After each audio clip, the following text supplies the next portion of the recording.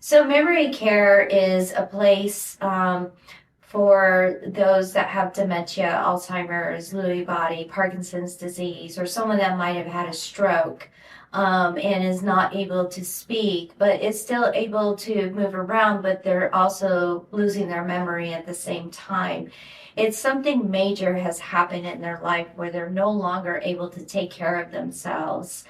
Um, when a person is not able to drive anymore, when they're home and a family member is taking care of them and they no longer can take care of them, they're no longer the caretaker or can't be the caretaker.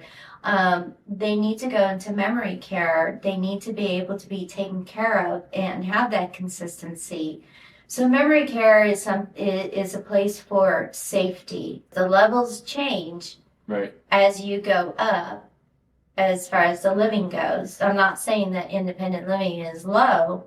Independent living is great. You can still have those same type of care staff to come in and take care of you if you got to those stages. But why spend all that money when you can go into a memory care when it's all inclusive?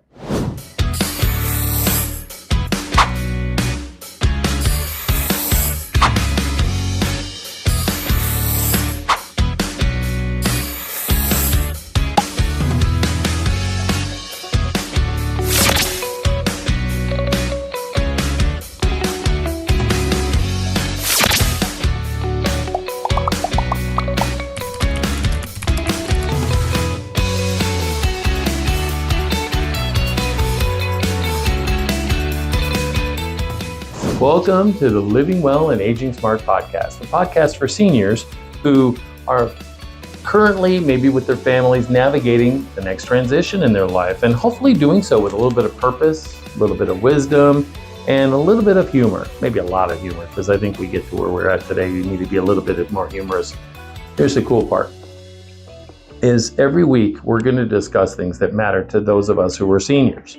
My name is Mitchell Schwartz, broker salesman's license 19845, Keller Williams, the marketplace. I am a certified senior advisor, a certified aging in place specialist, and a senior real estate specialist. And what that means to you is I get to help you discuss things that will improve your well-being. Things that might include housing, might include health, the scams to security and safety, and staying connected with one another, right?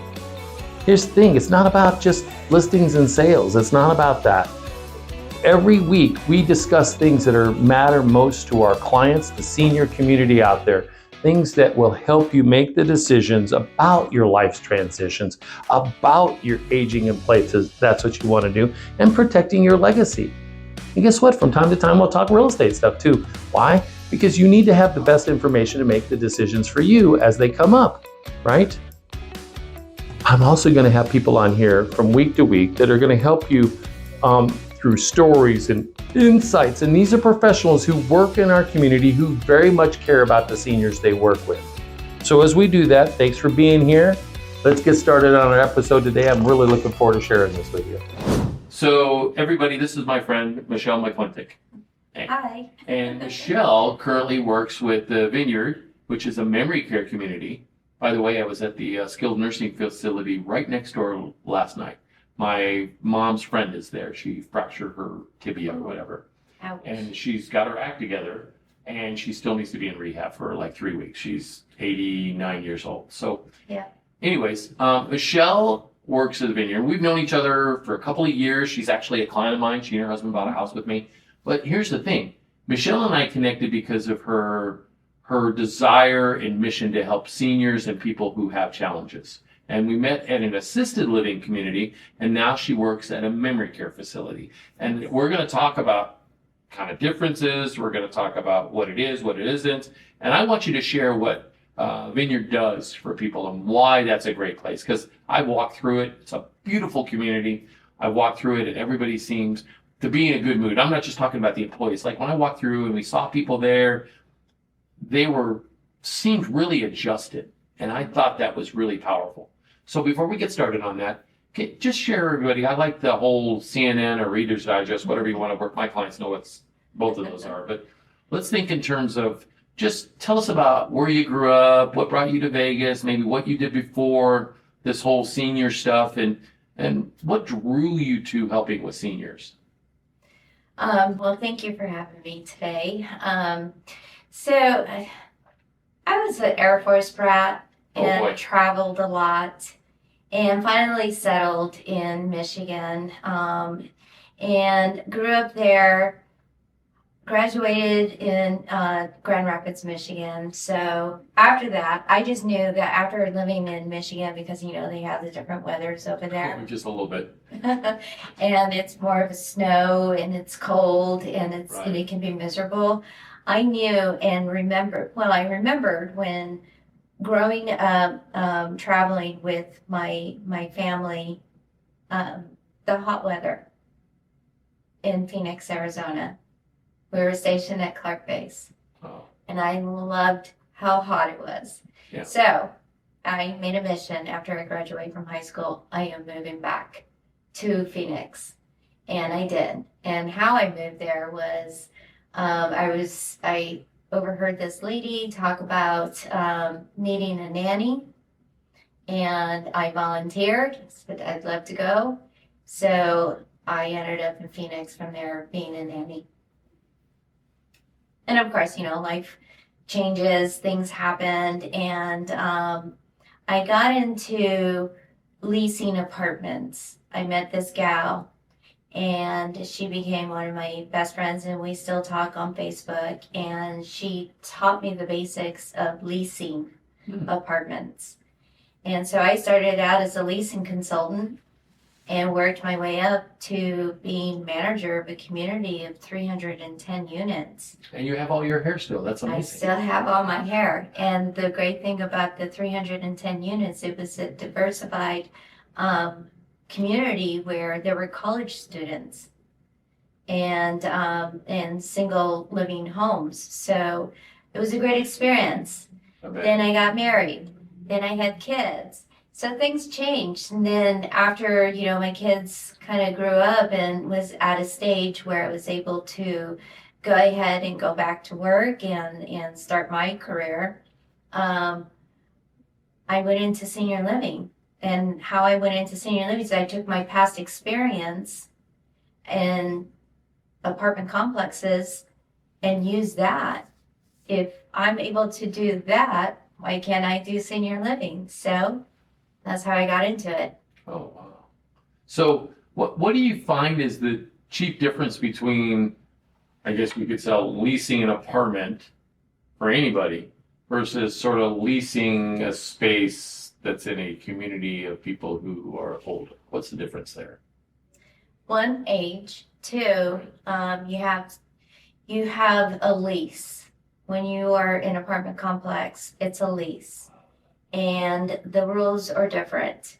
So you have to go by the state rules, housing rules. And it's the same thing as senior living, but the difference is now we have staff, 24/7 staff for senior living. The living arrangements are quite different. Everyone needs to understand what they're getting themselves into as far as taking care of a senior. When you have a regular apartment complex, you don't have anybody taking care of you. You just have your home. When you're living in a senior living, you have a staff. You have, your meals prepared for you. There's an executive director. There's a wellness director. The community relations director, which would be myself. And then you have the lifestyle director. And I mean, it's a great big staff that's, taking care of senior living. And you have to understand the stages of why they are there. There's independent living. And you don't have as much staff. You just have regular staff that's living there. And then you have the assisted living. Then you have the memory care. So it changes. The levels change. Right. As you go up, as far as the living goes. I'm not saying that independent living is low. Independent living is great. You can still have those same type of care staff to come in and take care of you if you got to those stages. But why spend all that money when you can go into a memory care when it's all inclusive? Right. No, and I think a lot of people need to understand, like you said, there's different stages and different times of life or whatever. One of them being skilled nursing, right? That's usually somebody who's either rehabilitating from a surgery or a fall or something of that nature. And then they generally require to have a lot of nursing personnel and doctors on staff because there's a lot more involved in the medical world there. And then there's the assisted living, which is a little bit less. Maybe people need or you're reminded about a pill. They need wellness checks. Still not helping with a lot of the ADLs, the activities of daily life. There'll be some of that, but not a lot of it, right? And but it's more so than an independent living. Independent living is, listen, you just don't have any of that stuff there. I mean, if you want the reminder to come down for breakfast, you better set your own alarm. Correct. Because people are coming and going. It's not locked down. It's not like that. It's truly independent. As a matter of fact, I think that's probably more independent than staying at home, because you're no longer responsible for anything. You're just responsible for you. So, but that's great too. And then there's the memory care. Now, memory care, what is memory care and what is memory care not? Because I think drawing a difference between the two so people understand when they come into your community, how do you describe what the memory care is? And then we'll talk about what it isn't. And then I want you to share what the Vineyard is, because I think that's a beautiful community. Vineyard is a beautiful community. It's only about 4 years old. It's absolutely beautiful. If looking at some others, it's just so bright inside. It feels like a high-class hotel. Right. That's what it feels like to me. So memory care is a place for those that have dementia, Alzheimer's, Lewy body, Parkinson's disease, or someone that might have had a stroke and is not able to speak, but is still able to move around, but they're also losing their memory at the same time. It's something major has happened in their life where they're no longer able to take care of themselves.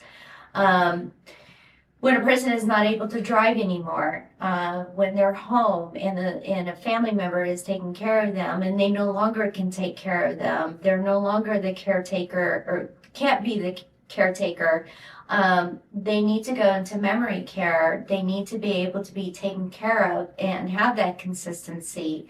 So memory care is a place for safety. Right.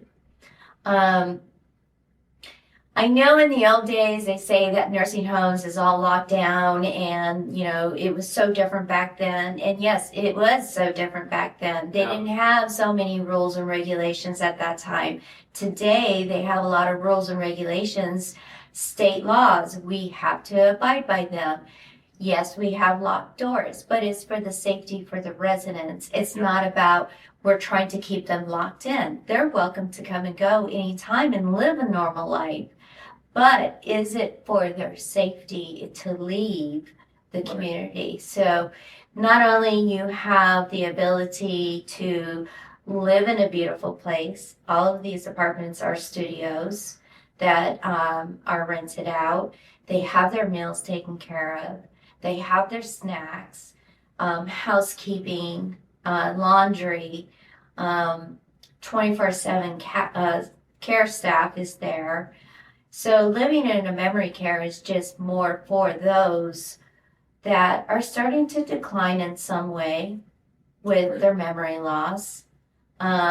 We have some high-functioning residents that live there.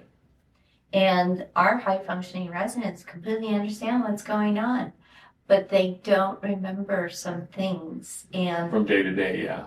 Correct, like taking their medication, reminding them to take a shower. They can shower themselves, but they need to be reminded of that. It's usually because, family members, it's really difficult for them to say, I can't do this anymore. What do I do? So they have them go into a memory care, and then there's guilt, and then there's, what am I doing? Am I doing the right thing? There's so many what's behind it, and a lot of people don't understand. We're here to help you so you can continue to live your life and enjoy your loved one that is living in a memory care, whether it's ours or another memory care. That's what we're here for. Right. I'd like to share a little story Please in do. regards to a conversation I had with a resident's family member the other day. And, she has always been the one that has taken care of her husband for a very long time. And not to get too much into detail of his condition, but I'm listening to her and I realize there's something not quite clicking with her husband in memory care in our facility. So what I asked her was, do you have any kids? And she said, no, I have stepkids. Oh boy. And I said, okay. So I really couldn't go with that story. So I said to her, you know what? I have 4 adult kids. And the way I raised my little ones when they were little, I knew that no one could love and care for them the way I did as a mother. Right.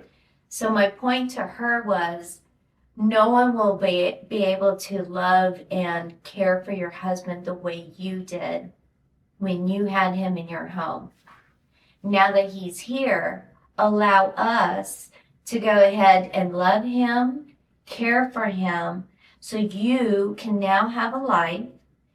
You need to take care of yourself. You need to go back and enjoy the things that you used to enjoy. Yeah. And allow us to take care of him. Just let go a little bit at a time. Just a little bit. Just a little bit. We're not asking completely. Just a little bit. Just like I had to learn to allow other people to care for my children when they were younger. Right. When I put them in daycare. Yeah. And that's always hard on a parent. Always hard. Always hard. And it's hard on the child, but eventually we all learn that that's a good experience. Right. Which brings me to something you said. You said something about what to do and all that kind of stuff. I think it's less even about the what and more about the who with you guys. Mm-hmm. Because you have a great team of people there who genuinely seem to me, having been there multiple times, they genuinely care about the residents. So it's not just a put on thing because they're coming to get a paycheck. Because I don't think a person who was that would last at Vineyard. I don't think they would last because I think everybody push them out because they wouldn't fit in. Because the staff there genuinely cares about people. What are your thoughts on that? I agree 100%. We're all about our residents and we want to be there for them and we want to show whoever is walking through that door how much we love our residents and how much we care for their safety, for their, their day-to-day life. We are a little bit picky. You should be. I know our executive director and our wellness director, Magali and Bertha, they both work really hard to make sure that we have the right team. And if you don't have the right team, you're not going to have the right care. And what we see is they choose the team who is going to make it and who is not going to make it. And who doesn't make it, they're out. If you can't do something very simple and showing something, you're not going to make it in our community. A lot of our family members, they pay attention. They pay attention very closely in how their loved ones and how other loved ones are being treated. Yeah. And if something is out of line, we need to talk about it. Well, you need to solve it because ultimately the thing that matters the most is the person who's in your care. Mm-hmm. And are there stories about people who are confused enough that I've heard stories, and I don't live or work in a place like that, but I've heard stories about where people are accusing their kids and family of something that's completely erroneous and false because of their confusions. But then there's times when those accusations are real. How do you discern between that stuff? Because, I know that, let's put it this way, my best friend, her mother has dementia, and she was her caregiver for about 3 years primary, lived with her husband and that sort of thing, but she was her primary caregiver. And it got to the place where it was no longer her daughter, it was that girl. And they eventually did have to put her in memory care, but while she was there, she would be accusing that girl of things that were completely false. And how do you deal with that sort of thing? I mean, just to make sure that the person making the accusations feels heard and loved, and the person who's being accused is either investigated properly to make sure that that doesn't happen, but more importantly, make sure that they understand that they're supported as well. How do you guys deal with that stuff? Well, first off, we really don't get involved with family disputes because it is a family dispute. Sure. We do listen. I can share a little bit, but not who it is. We're kind of in that same situation where it was the two brothers and then there's the mom. Something went down, and we really can't get involved in that because it's a family dispute, it's a family disagreement. We really can't get involved. So all we can do is just be their ear, right, and try to support them in the best way that we can. But we continue to care for the mom and letting her know that everything is okay, and we don't miss a beat. We don't want her to think right, that we know, because we don't want to get involved in whatever the dispute is. It's hard for us when we hear things. It's like, oh my gosh, did that really happen? And we really can't get involved. Yeah. I imagine that would be very taxing on one's heart and well-being as a caregiver to hear and believe that some of that stuff is true, and then you can't get in the middle of it because it is a family thing, right? It's a dispute amongst people who reportedly care about each other and love each other, and we all know that that happens with family. I mean, Yeah. that's just the nature of the beast. So we talked about what the memory care is. What don't you do aside from getting in the middle of the disputes? What could somebody come to you and say, well, gosh, we really need you to do this for mom? And you would say, I'm really sorry we don't. What kinds of things show up like that? So during my time when I'm meeting with the family at the very beginning, I make it very clear we're not a hospital. We're not skilled nursing. There's a difference. Big difference. Yes. Skilled nursing is what we used to call nursing homes. Yes. I want to make that very clear right at the beginning, because if you don't have them understand what memory care and what we are not, they're going to start demanding other stuff. They're going to start thinking that we could do this and we can do that when we really can't, because there are restrictions when it comes to memory care. So I want, foremost, they have to understand we're not a hospital. We're not a skilled nursing. Right. We do not have a medical doctor on staff that is there to, do rounds 24/7. We do have providers that come and visit our residents when they need to be visited, as far as their routine checks, wellness checks, making sure that they're getting their blood draws and Sure. whatever needs to be done. We don't have, that how hospitals have it set up where there's monitors and things like that. We're not like that at all. We are just a memory care. We have apartments, and our apartments are for our residents to live comfortably and not take away what they used to have, and still have a little bit of freedom and independence. Yeah. So we're not a hospital. We're not skilled nursing. Yeah. We're just memory care. Well, and I think that's an important distinction, because if a person needs skilled nursing, they need skilled nursing for a reason. I mean, It's a higher level of care. right. And now, while somebody could be there, and I think you would allow home hospice to come in, right? Yes. And you would allow medical to come in, Yes.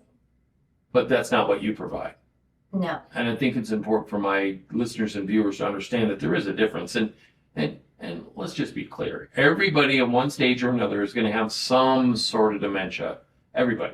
It's just to what degree, right?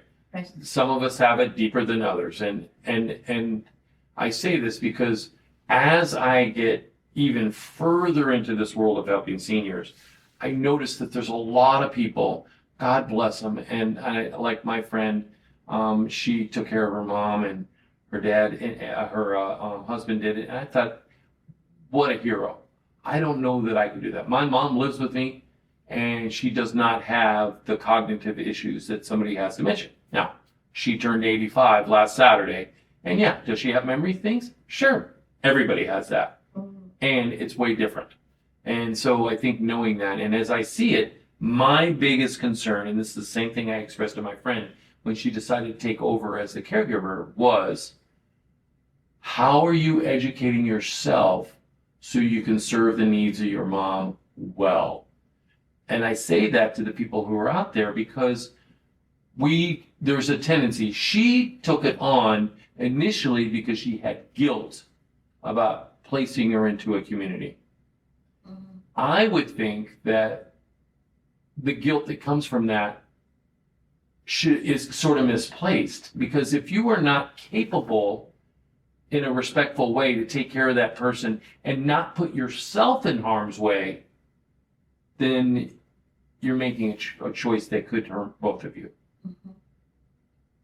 The number one thing that I see and I hear is loved ones are caregivers to their mom, dad, grandma, grandpa, whoever the person is. They're not taking care of themselves.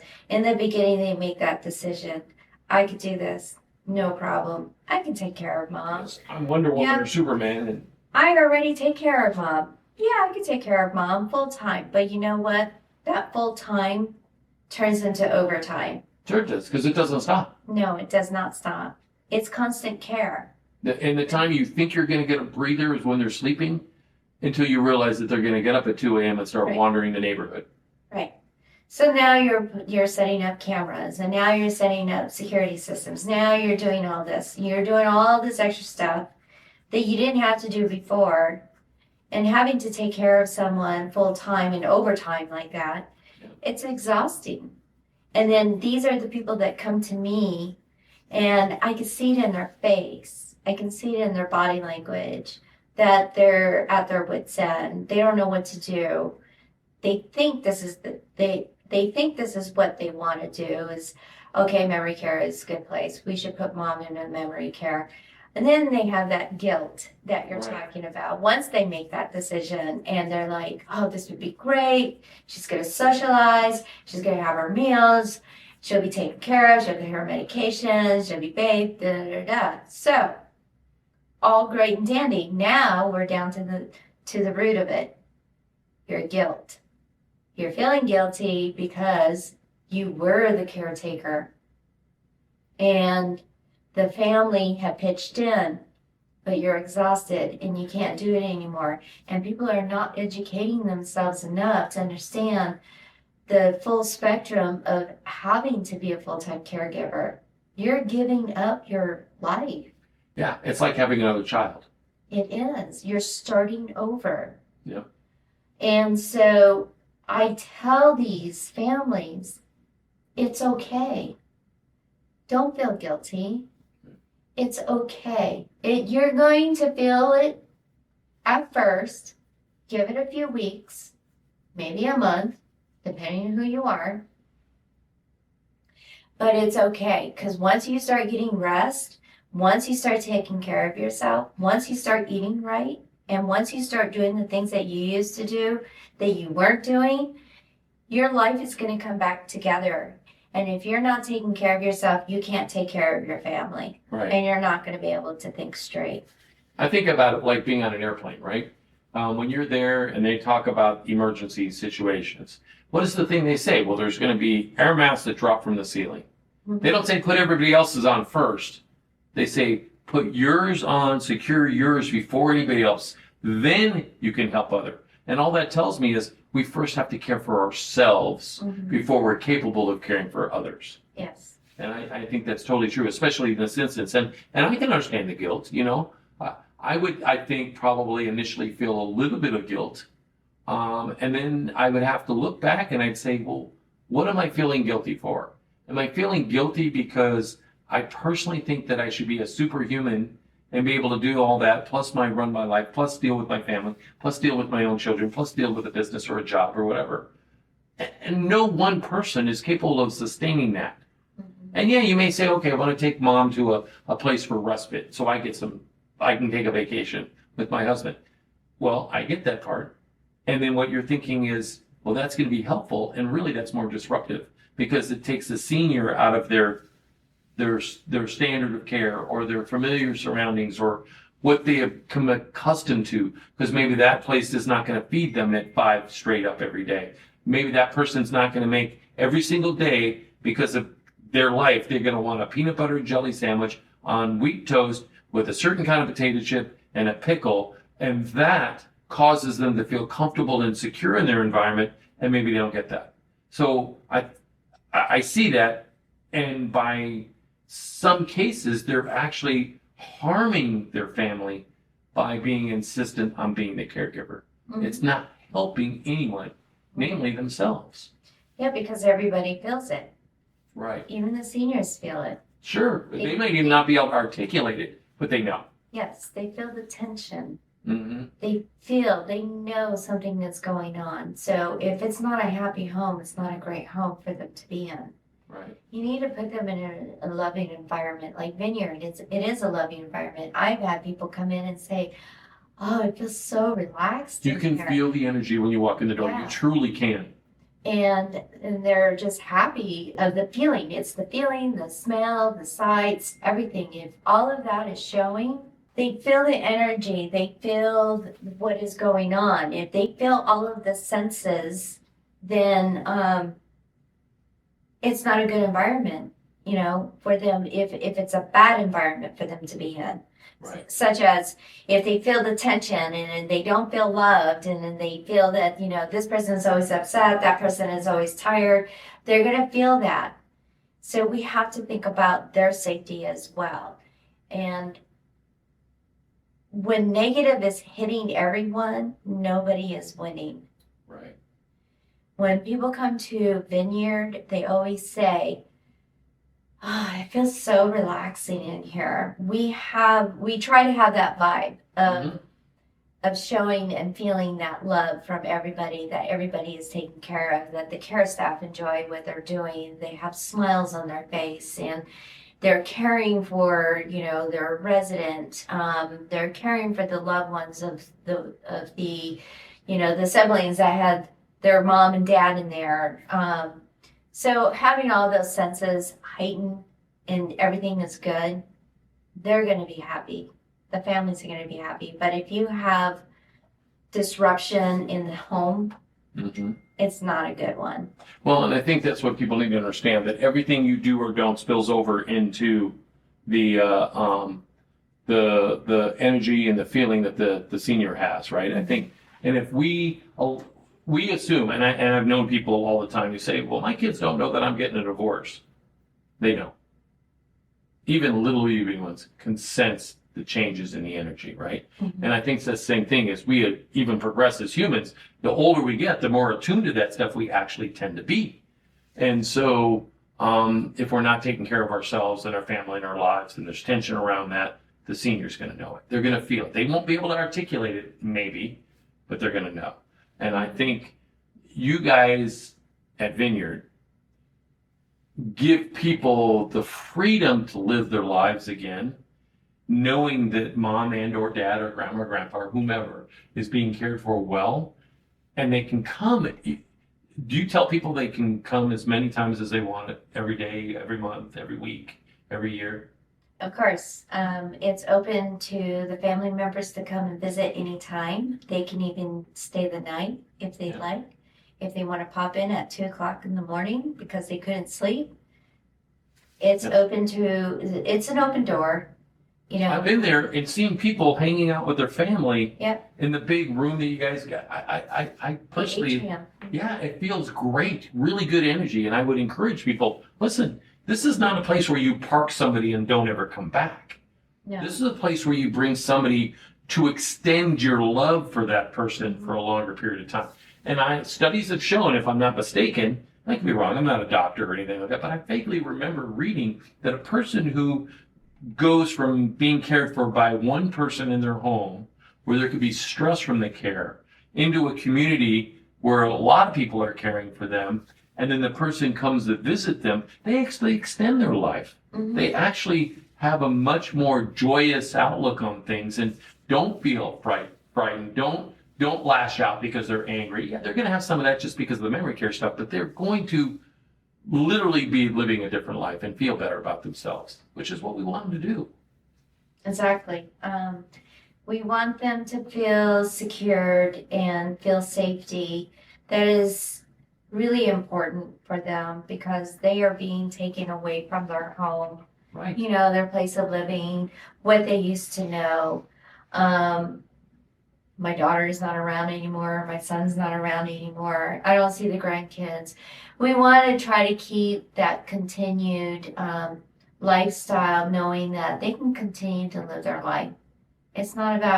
We're not about having our residents staying in their apartment. No. We're about having them coming out of their apartment. And that's why we have studios. Studios, the perfect size for our seniors that have these type of diseases. They don't need anything bigger than that. No, it would be confusing if they did. Exactly. We want them out of their apartment. We want them to socialize. We want them to participate in the activities that we have going on daily. We want them out in the dining room having their meals with everyone else so that they're surrounded by others, not eating in their apartment and being by themselves and isolating themselves. We don't want that. Isolation is one of the primary reasons that causes depression among seniors. It's unhealthy. And then what happens is they also, and I don't get excited about this because I talk about this in senior communities about how they isolate and then they glom on to what they call the news. And it's not the news, it's somebody's opinion of the news. And then what they do is they get all on that. I don't care what channel you're watching, it's what they watch. And all of a sudden, they believe everything to be true based on somebody else's perspective, right or wrong. It's going to push them down and make them feel bad about the world. And then they're socially isolating, what makes it even worse. I mean, if it were me, I'd say no TVs in the room. That would be me. Just because I'm the guy that says, you don't need to be watching that crap. Stay away from the garbage. We don't have cable or DirecTV in our community. So if anybody would like to have a television in their apartment, they would have to have a smart television, which means they would have to sign up on our program on the smart television. So I've had some pushbacks on this. You don't have cable? You don't have DirecTV? No, because this is designed for them to be out of their apartment. Right. And not to spend all day in there. Now, we do have a few residents that are bedbound, and they cannot come out of their apartment, but we have our staff that goes in there and visits them. We have, the care staff that checks in on them, making sure that they're good. And then those are the family members that kind of take turns in spending time with them. But what's great about that is that those family members can go home and get some rest and be ready to take care of them when they come back. Right. Totally right. I think that's really great. Well, I think we talked a lot about this stuff. Is there anything that you think that everybody who may be watching or listening to this needs to know, whether it's about memory care or about your community or why somebody needs to call you? One thing that everybody needs to understand is that everybody is on a journey. And that journey is helping your loved one and getting them in the right place, finding the right place. We're on this journey with them. So since we are on this boat with them, we need to be able to number one, take care of ourselves first. Right. And number two, be there for our loved ones. I have seen it so many times where families are bickering over money and, who's going to know I could do a better job It's than. heartbreaking, right? It is. It's very heartbreaking. I don't get involved in that. Community does not get involved in that.